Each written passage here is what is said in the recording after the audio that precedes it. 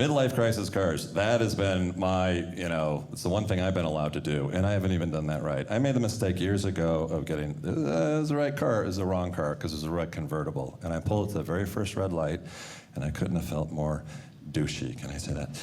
With 6 inches of my forehead sticking up above the windshield. And so I stuck that car in the garage. It stayed there for 10 years, and that was when my son Talon, he was 19, found a 1969 Dodge Charger. He goes, Dad, you gotta get that car. I go, I'm not allowed to. He goes, well, get rid of the Viper. So I go into the garage and try to start it. It doesn't start, obviously. So I lift the hood. Now, unbeknownst to me, if you leave a car in the garage in Woodland Hills, California for 10 years, the size of the rat's nest that you will find on top of that motor is that of a bald eagle nest. It was huge, and this enormous rat that had never been disturbed before, sister, was so ugly, not like the Disney rats I'm used to. This thing was not, teaching me life lessons while making bouillabaisse, but they're they're very smart. It had transferred the title of the car while I'm at that. That's me. Takes off running in the garage. I couldn't see where it was going, but I could hear it knocking stuff over like bicycles and paint cans. I can't sell the car now because I can't start it because this rat had chewed all the ignition wires. And so now I got to call the guy with the 1969 Dodge Charger and go, we're getting that car still.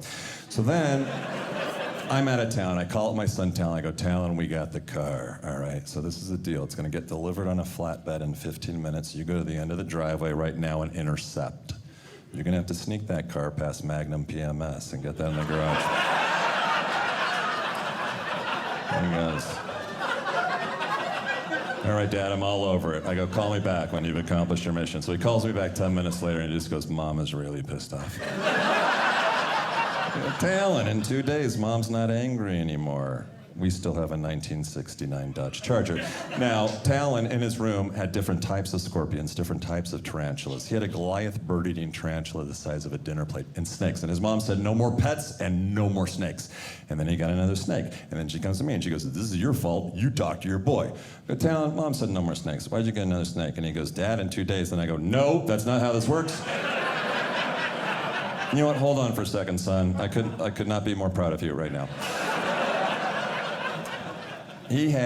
When he was 8 years old, he had this 2-foot-long green iguana. Now, before we knew it, it was 4 feet long. It was getting mean, and so before this thing turned into an actual dinosaur or hurt our child, we had to get rid of it. And we don't live in Florida, where you could just let it go in your yard. So we had to put an ad in the paper for a free iguana. Now, I don't know if our Hispanic brothers and sisters eat more iguanas than we do, but my wife was under the impression that they did. Because this young, handsome Hispanic fellow came to our house, and I don't remember how good looking he was, but it sounds less racist that way. And he's handling the lizard. Now, I thought my wife was having a stroke, because she's like, doing this stuff. And I'm like, yes, dear, they're allowed to live here. And she's like, no. And so she's pointing at him. And he's handling that belly an awful lot, and a little bit less like a Vet or a Steve Irwin, a little bit more like a Gordon Ramsay, to be perfectly honest.